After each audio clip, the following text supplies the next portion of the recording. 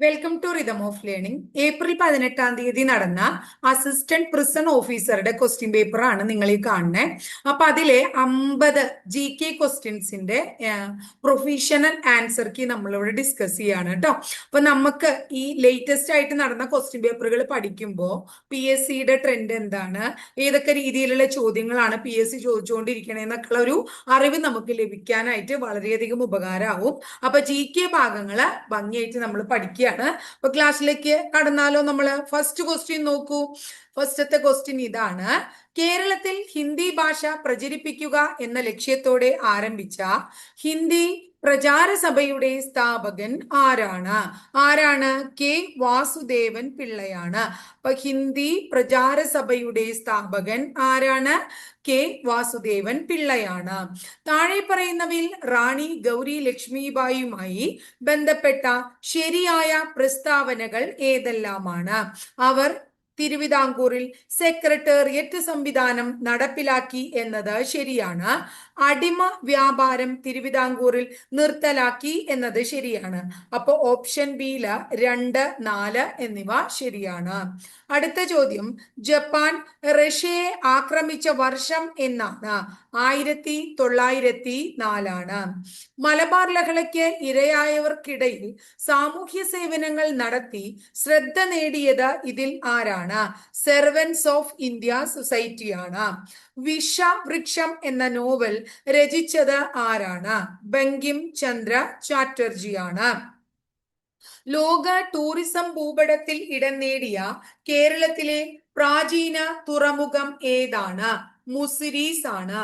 ഇന്ത്യയിൽ ഏറ്റവും വ്യാപകമായി കാണപ്പെടുന്ന വനവിഭാഗം ഏതാണ്? ഉഷ്ണമേഖല ഇലപൊഴിയും വനങ്ങളാണ്. അടുത്തത്: ബംഗാളിന്റെ ദുഃഖം എന്നറിയപ്പെടുന്ന നദി ഏതാണ്? ദാമോദർ നദിയാണ്. അടുത്ത ചോദ്യം: ഇന്ത്യയിലെ ആദ്യത്തെ അണുശക്തി നിലയം ഏതാണ്? താരാപൂർ ആണ്. അടുത്ത ചോദ്യം: ഓസോൺ സ്ഥിതി ചെയ്യുന്ന അന്തരീക്ഷ പാളി ഏതാണ്?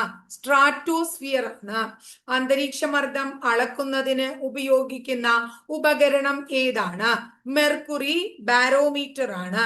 ലോക ഭൗമദിനം എന്നാണ്? ഏപ്രിൽ 22. അടുത്തത്: പ്രശാന്ത ചന്ദ്ര മഹലനോബിസ് എന്ന ശാസ്ത്രജ്ഞനുമായി ബന്ധം ഇല്ലാത്ത പ്രസ്താവന ഏതാണ്? 8ാം പഞ്ചവത്സര പദ്ധതിയിലാണ് മഹലനോബിസിന്റെ വികസന ആസൂത്രണ നയം മുന്നോട്ട് വെച്ചത്. അപ്പൊ ഇന്ത്യൻ ഏതൊക്കെയാ ശരി എന്നൊന്നും പഠിച്ചു വെച്ചേ നിങ്ങള്. ഇന്ത്യൻ ആസൂത്രണത്തിന്റെ ശില്പിയാണ് മഹലനോബിസ്. കൽക്കട്ടയിൽ ഇന്ത്യൻ സ്റ്റാറ്റിസ്റ്റിക്കൽ ഇൻസ്റ്റിറ്റ്യൂട്ട് സ്ഥാപിച്ചു. സാങ്ക്യ എന്ന ജേണൽ ആരംഭിച്ചത് മഹലനോബിസ് ആണ്. അതൊക്കെ ശരിയാണ് കേട്ടോ. ഇനി അടുത്തത് നോക്കൂ. 14ാമത്തെ ക്വസ്റ്റ്യൻ ആണ്: ഭൂപരിഷ്കരണത്തിന്റെ ഭൂപരിധി നിശ്ചയിക്കൽ എന്ന നടപടിയുമായി ബന്ധമുള്ള പ്രസ്താവനകൾ ഏതെല്ലാമാണ്? 1. ഒരു വ്യക്തിക്ക് കൈവശം വെക്കാവുന്ന ഭൂമിയുടെ പരമാവധി അളവ് നിശ്ചയിക്കുക. അടുത്തത്: ഭൂവുടമസ്ഥത കുറച്ചുപേരിൽ കേന്ദ്രീകരിക്കുന്നത് ഒഴിവാക്കുക. അപ്പൊ 2, 4 എന്ന ഓപ്ഷൻസ് ആണ് ശരി ട്ടോ. നീതി ആയോഗിന്റെ ഭരണ പരിഷ്കരണ വിഭാഗം വിവിധ മേഖലകളിലെ ഭരണത്തിന്റെ ദീർഘകാലവും വ്യവസ്ഥാപിതവുമായ പരിവർത്തനത്തിന് ഉത്തരവാദിയാണ്.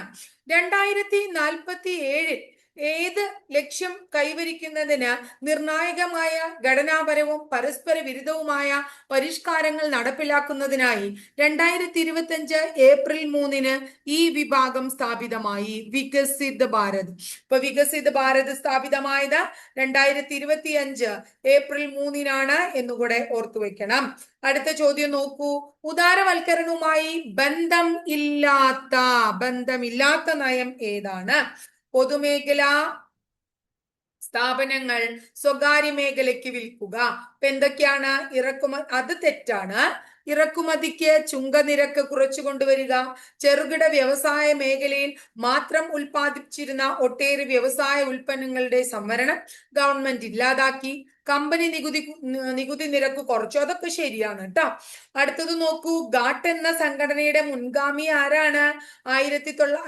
മുൻഗാമിയല്ല, പിൻഗാമി ആരാണ്? അതായത് ലോക വ്യാപാര സംഘടനയുടെ വേൾഡ് ഹെൽത്ത് ഓർഗനൈസേഷന്റെ മുൻഗാമി എന്ന് ചോദിക്കുമ്പോഴാണ് നമ്മൾ ആരുടെ പേര് പറയാ? ഗാട്ട് എന്ന് പറയാ കേട്ടോ. General agreement of tariff and trade.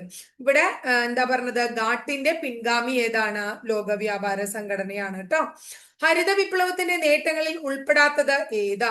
ഗോതമ്പ് വിപ്ലവം. ഇത് നേട്ടമല്ല, ഗോതമ്പ് വിപ്ലവം എന്ന് അറിയപ്പെട്ടു എന്നാ പറയുന്നത്. അപ്പൊ നേട്ടം എന്തൊക്കെയായിരുന്നു? ഭക്ഷ്യധാന്യങ്ങളുടെ വില കുറഞ്ഞു, കമ്പോള മിച്ചം വർദ്ധിച്ചു, ഭക്ഷ്യധാന്യങ്ങളുടെ കാര്യത്തിൽ സ്വയം പര്യാപ്തത കൈവരിച്ചു. അടുത്ത് നോക്കൂ, 19ാമത്തെ ചോദ്യം. എന്താണ് ചോദ്യം? ശരിയായ ജോഡി പറയാനാ പറഞ്ഞേ. ഭരണഘടനയുടെ ലക്ഷ്യപ്രമേയം ജവഹർലാൽ നെഹ്റു അല്ലേ? അടുത്ത ചോദ്യം, ഭരണഘടനാ നിയമനിർമ്മാണ സഭയുടെ സ്ഥിരം അധ്യക്ഷൻ രാജേന്ദ്ര പ്രസാദ്. ഡ്രാഫ്റ്റിംഗ് കമ്മിറ്റി ആരാ? BR അംബേദ്കർ അല്ലേ? അപ്പൊ തെറ്റല്ലേ? അടുത്തത്, ഭരണഘടനാ നിയമനിർമ്മാണ സഭയുടെ താൽക്കാലിക അധ്യക്ഷൻ സച്ചിദാനന്ദ സിൻഹ. അപ്പൊ അതൊക്കെയാണ് ശരി. 20. താഴെ കൊടുത്തിരിക്കുന്ന പ്രസ്താവനകളിൽ മൗലികാവകാശത്തെ സംബന്ധിച്ച് ഏറ്റവും ഉചിതമായ പ്രസ്താവന ഏതാണ്? ഒരു രാജ്യത്തെ ഭരണഘടനയിൽ ഉൾപ്പെടുത്തുകയും ഭരണഘടന സംരക്ഷിക്കുകയും ചെയ്യുന്ന അവകാശങ്ങളാണ് മൗലികാവകാശങ്ങൾ എന്നതാണ്. 21ാമത്തെ ചോദ്യം നോക്കിക്കോളോ. ഇന്ത്യൻ പാർലമെന്റിനെ കുറിച്ച് താഴെ കൊടുത്തിരിക്കുന്ന പ്രസ്താവനകളിൽ ശരിയായ പ്രസ്താവനകൾ ഏതൊക്കെയാണ്? ഇന്ത്യയുടെ കേന്ദ്ര നിയമനിർമ്മാണ സഭയാണ് ഇന്ത്യൻ പാർലമെന്റ്. ശരിയാണ് മക്കളെ. ഇന്ത്യൻ പാർലമെന്റ് ഒരു ദ്വിമണ്ഡല നിയമനിർമ്മാണ സഭയാണ്. ശരിയാണ്. അപ്പൊ ഇത് 2 ശരിയാണ് കേട്ടോ. പ്രസ്താവന 1, 2 ശരിയാണ്, മറ്റു തെറ്റാണ് കേട്ടോ. ഇന്ത്യൻ ഫെഡറൽ സംവിധാനത്തിന്റെ കേന്ദ്രവും സംസ്ഥാനങ്ങളും തമ്മിലും തർക്കങ്ങൾ ഉടലെടുത്താൽ അത്തരം പ്രശ്നങ്ങൾ പരിഹരിക്കുന്നതിന് സുപ്രീം കോടതിയുടെ അധികാരത്തെ എന്തു വിളിക്കുന്നു? ഉത്ഭവാധികാരം എന്ന് വിളിക്കുന്നു. രാഷ്ട്രപതിയുടെ വിവേചനാധികാരത്തിൽ ഉൾപ്പെടാത്തത് ഏത്? ഉൾപ്പെടാത്തത് എ ആണ്.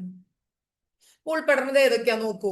മന്ത്രിസഭാ ഉപദേശം സ്വീകരിക്കാതെ തിരിച്ചയക്കൽ, പാർലമെന്റിന്റെ ഇരുസഭകളും പാസാക്കിയ ധനബില്ല് ഒഴികെ ബില്ലുകൾ ഒപ്പിടാതെ കൈവശം വയ്ക്കുക അല്ലെങ്കിൽ തിരിച്ചയക്കുക, പൊതു തെരഞ്ഞെടുപ്പിനും ശേഷം ഒരു പാർട്ടിക്കും മുന്നണിക്കും വ്യക്തമായ ഭൂരിപക്ഷം ലഭിക്കാത്ത സാഹചര്യത്തിൽ പ്രധാനമന്ത്രിയെ തെരഞ്ഞെടുക്കുക കേട്ടോ. ഇനി 24 നോക്കിയേ നിങ്ങള്. യൂണിയൻ ലിസ്റ്റില് ഉൾപ്പെട്ടിട്ടുള്ളത് ശരിയായ രീതിയിൽ പ്രതിരോധം, ആണവോർജം, തുറമുഖങ്ങൾ, വിദേശകാര്യം. പ്രാദേശിക ഗവൺമെന്റുകൾക്ക് ഭരണഘടനാ അംഗീകാരം നൽകണമെന്ന് ശുപാർശ ചെയ്തത് ആരാണ്? PK തുങ്കൻ കമ്മിറ്റിയാണ്. ആരാണ്? PK Thungon committee. ഇന്ത്യൻ തെരഞ്ഞെടുപ്പ് കമ്മീഷന്റെ ചുമതലകളിൽ ഉൾപ്പെടാത്തത് ഏതാണ്? ഡി ആണ്. ഇപ്പൊ രാഷ്ട്രീയ പാർട്ടികൾക്ക് അംഗീകാരം നൽകൽ ഇവര് ചെയ്യും. വോട്ടർ പട്ടിക പരിഷ്കരിച്ചു. അതുപോലെ രാഷ്ട്രീയ പാർട്ടികൾക്കും സ്ഥാനാർത്ഥികൾക്കും ഒക്കെ ചിഹ്നം അനുവദിക്കൊക്കെ ഇവര് ചെയ്യണതാണ് കേട്ടോ. ഇനി 27ാമത്തെ, പുനർനാമകരണം ചെയ്യപ്പെട്ട കേരള ഗവർണറുടെ ഔദ്യോഗിക വസതി ഏതാ? ലോക് ഭവനാണ്. ചൂട് തന്നിരിക്കുന്നവയിൽ കേരളത്തിലെ ആരോഗ്യ മേഖലയെ സംബന്ധിച്ച തെറ്റായ പ്രസ്താവന, തെറ്റ് ഏതാണ്? 28 ഏതാണ് തെറ്റ്? അതായത് 28 സി നോക്കാം. സി ആണ്. അതായത് കേരളത്തിലെ ശിശുമരണ നിരക്ക് ദേശീയ ശരാശരിയേക്കാൾ ഉയർന്നതാണ് കേട്ടോ. 2ാമത്തെയാണ് തെറ്റ്. സി ആണ് കേട്ടോ ഓപ്ഷൻ. ആശ്വാസം, അത് ആർദ്ര മിഷന്റെ ഭാഗമായിട്ട് വരുന്നതാണ്. ആശ്വാസം, അത് ശരിയാണ്. കേരളത്തിലെ ശരാശരി ആയുർദൈർഘ്യം മറ്റു സംസ്ഥാനങ്ങളെ അപേക്ഷിച്ച് ഏറ്റവും ഉയർന്നതും ദേശീയ ശരാശരിയേക്കാൾ കൂടുതലുമാണ് എന്നുള്ളത് ശരിയാണ് കേട്ടോ മക്കളെ. 29ാമത്തെ ചോദ്യം നോക്കി. സമൂഹത്തിലെ പാർശ്വവൽക്കരിക്കപ്പെട്ട വിഭാഗങ്ങൾക്കായി ചങ്ങാതി, ചങ്ങാതി എന്ന പദ്ധതി നമ്മൾ പഠിച്ചിട്ടില്ലേ? എന്താ? കുടിയേറ്റ തൊഴിലാളികൾക്കുള്ള പ്രത്യേക സാക്ഷരതാ പദ്ധതിയാണ് ഏത്? ചങ്ങാതി എന്നുള്ളത് കേട്ടാ. 30ാമത്തെ ചോദ്യം നോക്കിയേ. മഹാത്മാഗാന്ധി ദേശീയ ഗ്രാമീണ തൊഴിലുറപ്പ് പദ്ധതിയിൽ അപ്പൊ അതില് ശരിയാണ് ചോദിച്ചേക്കണേ അല്ലെ. ഒരു സാമ്പത്തിക വർഷം 100ൽ കുറയാത്ത തൊഴിൽ ദിനങ്ങൾ കൊടുക്കും. ശരിയാണ്. ഇപ്പൊ 150 തൊഴിൽ ദിനാന്നാ പറയണത്. അപ്പൊ 100ൽ കുറയാത്ത തൊഴിൽ ദിനല്ലേ. ഇനി അടുത്തത് എന്താണ്? കേരള ട്രൈബൽ പ്ലസ് എന്ന പദ്ധതി MGNREGS കൂടാതെ അധികമായി പട്ടികവർഗ വിഭാഗങ്ങൾക്ക് തൊഴിലുറപ്പ് പ്രദാനം ചെയ്യുന്നു എന്ന് പറയുന്നു. അത് ശരിയാണ്. പത്തനംതിട്ട, മലപ്പുറം ജില്ലകളിലാണ് കേരളത്തിൽ ആദ്യഘട്ടത്തിൽ അല്ല. അപ്പൊ ആദ്യത്തെ 2 ശരി. 1ഉം 2ഉം ശരിയാണ്. ഒന്നും രണ്ടും ശരിയാണ്. 31ാമത്തെ ചോദ്യം, വയോജനങ്ങളുടെ അവകാശങ്ങൾ സംരക്ഷിക്കുന്നതിന് കേരള സംസ്ഥാന വയോജന കമ്മീഷൻ വന്നു. കഴിഞ്ഞ ദിവസം കൂടി കറണ്ട് അഫയേഴ്സിന്റെ ക്ലാസ് ടീച്ചർ പറഞ്ഞതാണ്, ശ്രീ കെ സോമപ്രസാദ് ആണ് അതിന്റെ വയോജന കമ്മീഷന്റെ ചെയർമാൻ എന്നുള്ളത് കേട്ടോ. 32ാമത്തെ ചോദ്യം നോക്കൂ, പേശികളുടെ പ്രവർത്തനത്തെ ഏകോപിപ്പിക്കുകയും ശരീരത്തിന്റെ തുലനാവസ്ഥ നിലനിർത്തുകയും ചെയ്യുന്ന മസ്തിഷ്കത്തിന്റെ ഭാഗത്തെ നമ്മൾ സെറിബെല്ലം എന്നാണ് വിളിക്കുക. ഹെപ്പറ്റൈറ്റിസ് ബി പ്രധാനമായും ബാധിക്കുന്ന മനുഷ്യരിലെ അവയവം ഏതാണ്? കരളാണ് എന്ന് ഓർത്തു വയ്ക്കാം മക്കളെ. കേരള സർക്കാർ നടപ്പിലാക്കിയ ആർദ്രം മിഷന്റെ പ്രധാന ലക്ഷ്യം എന്താണ്? അതായത് പൊതുജനാരോഗ്യ കേന്ദ്രങ്ങളെ ജനസൗഹൃദമാക്കുക എന്നതാണ് അല്ലെ. 35 കേരളത്തിലെ താഴെ പറയുന്നവയിൽ ഒരു ജീവിതശൈലി രോഗമല്ലാത്തത് ഏതാ? മലേറിയ ജീവിതശൈലി രോഗമല്ല. വൈറ്റമിൻ B1 അല്ലെ, പുറം മൂലമുണ്ടാകുന്ന രോഗം ഏതാണ്? ബെറിബറി ആണ്, ബെറിബറി. 2030 കാർബൺ ബഹിർഗമനം കുറയ്ക്കുന്നതിനായി ഇന്ത്യ പ്രഖ്യാപിച്ച പദ്ധതി ഏതാണ്? നാഷണലി ഡിറ്റർമിൻഡ് കോൺട്രിബ്യൂഷൻ എന്നതാണ്, NDC എന്നുള്ളതാണ്. 37 കേട്ടോ. 38 താഴെ പറയുന്നവയിൽ ശരിയായ പ്രസ്താവനകൾ ഏതെല്ലാം? 38ലെ ശരിയായ പ്രസ്താവന നോക്കിയേ. ഊഷ്മാവ് കൂടിയാൽ ദ്രാവകങ്ങളുടെ പ്രതലബലം കുറയും. ശരിയാണല്ലോ. ഒരേ തരം തന്മാത്രകൾ തമ്മിലുള്ള ആകർഷണമാണ് കൊഹീഷൻ. അതും ശരിയാണല്ലോ. കാപ്പിലറി ട്യൂബിൽ വെള്ളം എടുത്താൽ കേശിക ഉയർച്ചയാണ് ഉണ്ടാകുന്നത്. അതും ശരിയാണ്. അപ്പൊ 3ഉം ശരിയാണ്, എല്ലാം ശരിയാണ് എന്നുള്ളതാണ് ഉത്തരം ട്ടോ. അപ്പൊ നോക്കിയേ, വ്യാസം 20 സെന്റിമീറ്റർ ഉള്ള ദർപ്പണത്തിന്റെ ഫോക്കസ് ദൂരം എത്രയാണ്? 39. 10 കൊടുത്തിട്ടുണ്ട് അല്ലെ, നമ്മളെ തെറ്റിപ്പിക്കാൻ വേണ്ടിയിട്ട്. ഫോക്കസ് ദൂരം എത്ര ഇവിടെ വരിക? 5 ആണെന്ന് ഓർത്തു വെക്കാം ട്ടോ. 40ാമത്തെ ചോദ്യം എന്താണ്? ചോദ്യം ഇതാണ്, താഴെ ഒരു പ്രസ്താവനയും ഒരു കാരണവും നൽകിയിരിക്കുന്നു. ഇവയിൽ നിന്നും ശരിയായത് തിരഞ്ഞെടുക്കുക. അപ്പൊ പ്രസ്താവന ഏതാ കൊടുത്തേക്കണം മക്കളെ? ഗുരുത്വാകർഷണം മൂലമുള്ള ത്വരണത്തിന്റെ മൂല്യം ഭൂമധ്യരേഖയിൽ കുറവും ധ്രുവപ്രദേശങ്ങളിൽ കൂടുതലുമായിരിക്കുന്നതാണ് പ്രസ്താവന. കാരണം ഭൂമധ്യരേഖയിലെ ഭൂമിയുടെ ആരം കൂടുതലും ധ്രുവങ്ങളിലെ ഭൂമിയുടെ ആരം കുറവുമാണ് എന്നുള്ളതാണ്. അത് നോക്കിയേ, പ്രസ്താവനയുടെ കാരണവും ശരിയാണ്, എന്നാൽ പ്രസ്താവനയുടെ ശരിയായ വിശദീകരണമാണ് നൽകിയിരിക്കുന്ന കാരണം. ഇതാണ് കേട്ടോ. 40 D ആണ് ആൻസർ. 40ന്റെ ആൻസർ ഏതാ? D ആണ്. 41 നോക്കൂ, കേബിളുകളോ ടെലികോം ടവറുകളോ ഇല്ലാതെ മൊബൈൽ ഫോണുകളിലേക്ക് നേരിട്ട് ബ്രോഡ്ബാൻഡ് ഇന്റർനെറ്റ് സേവനം നൽകാൻ ISRO രൂപകൽപ്പന ചെയ്ത ഉപഗ്രഹം ബ്ലൂബേർഡ് 6 നമ്മള് എന്താ പറയാ, കറണ്ട് അഫയേഴ്സിൽ പഠിച്ച ചോദ്യമാണ്. N2 + 3H2 = 2NH3 അല്ലെ. അതായത് ഡെൽറ്റ H -92.38. അപ്പൊ ഇത് എന്താണ്? അമോണിയയുടെ ഉൽപാദനമാണ്. അതിന്റെ ഇക്വേഷൻ അവിടെ കൊടുത്തിരിക്കുകയാണ്. അപ്പൊ അതില് ശരി ഏതാണ് എന്നാണ് ചോദ്യം ട്ടോ. ശരി, ഇത് ഒന്ന് ശരിയാണ്. ഇതൊരു താപമോചക രാസപ്രവർത്തനമാണെന്നുള്ളത് ശരിയാണ്. അതുപോലെ ഉയർന്ന മർദ്ദത്തിൽ കൂടുതൽ NH3 ഉൽപ്പാദിപ്പിക്കപ്പെടുന്നു എന്നുള്ളതും ശരിയാണ്. 1ഉം 3ആണ് ശരി. ഇത്തിരി ടൈറ്റ് ആയിട്ടുള്ള ചോദ്യങ്ങളാണ് അല്ലെ ചിലത്. ഇനി അടുത്ത 43 താഴെ പറയുന്നവയിൽ മെറ്റൽ ഓക്സൈഡ് സ്വഭാവ ജോഡിയിൽ തെറ്റായത് ഏതാണ്? ഏതാ തെറ്റായത് പറയണത്? Na2O അസിഡിക്, അതാണ് തെറ്റ് കേട്ടോ. ബാക്കിയുള്ളതൊക്കെ ശരിയാണ്. ഒരു മൂലകത്തിന്റെ ആറ്റോമിക ഭാരം പൂർണ്ണസംഖ്യ ആകണമെന്നില്ല. കാരണം എന്താണ്? മൂലകങ്ങൾക്ക് ഐസോട്ടോപ്പുകൾ ഉണ്ട് എന്നുള്ളതാണ്. വേൾഡ് ഹെൽത്ത് ഓർഗനൈസേഷന്റെ റിപ്പോർട്ട് പ്രകാരം ഗുണനിലവാരമില്ലാത്ത ഓറൽ കഫ് സിറപ്പിൽ അടങ്ങിയിട്ടുള്ള വിഷസംയുക്തം ഏത് എന്നുള്ളതാണ് ചോദ്യം. ഡൈഎഥിലിൻ ഗ്ലൈക്കോൾ എന്നുള്ളതാണ്. കേരളത്തിൽ തനത് നാടകവേദിക്ക് തനതായ സംഭാവന നൽകിയ കലാകാരൻ ആര് എന്നുള്ളതാണ് ചോദ്യം. കാവാലൻ നാരായണ പണിക്കരാണ്. നാടൻ ജീവിതത്തിന്റെ ഇടർച്ചയും പതർച്ചയും ആവിഷ്കരിക്കുന്ന ഇരവിക്കുട്ടിപ്പിള്ള പോര് എന്ന വിഭാഗത്തിൽ പെടുന്ന നാടൻ പാട്ട് ഏതാണ്? തെക്കൻ പാട്ട്. ഏറിയ ദുഃഖത്തിലും ജീവിതോല്ലാസത്തിന്റെ വേരുറപ്പ് ഇവിടെ പോൽ കാണുമോ വേറെങ്ങാനും. ഈ വരികൾ രചിച്ച കവി ആര് എന്നുള്ളതാണ് ചോദ്യം. 48 വൈലോപ്പിള്ളി ശ്രീധരമേനോനാണ് അതിന്റെ ഉത്തരം. 2025 പത്മഭൂഷൺ ബഹുമതി ലഭിച്ച മലയാളി കായിക താരം PR ശ്രീജേഷ് എന്നുള്ളതാണ് ഉത്തരം. താഴെ പറയുന്നതിൽ ശരി ഏതാണ് ശരി?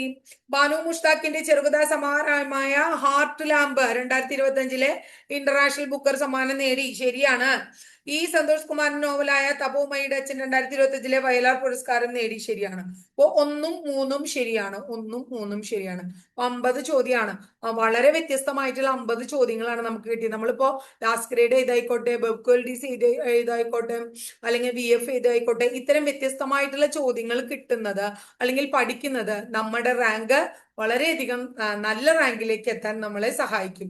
അപ്പൊ അതുപോലെ ഇതുപോലെയുള്ള എന്താ പറയാ ഇപ്പോ പ്രീവിയസ് ക്വസ്റ്റ്യൻ, മുൻ വർഷത്തെ ക്വസ്റ്റ്യൻ പേപ്പറുകളല്ലാതെ ഇപ്പോഴത്തെ PSCയുടെ ക്വസ്റ്റ്യൻ പേപ്പറുകളും കൂടെ നമ്മൾ ഓരോന്നും അപ്ലോഡ് ചെയ്യുന്നുണ്ട് യൂട്യൂബിൽ. അപ്പൊ നിങ്ങൾക്ക് അത് വളരെയധികം ഉപകാരമാവും. എല്ലാ കുട്ടികളും കണ്ടുപഠിക്കുക കേട്ടോ.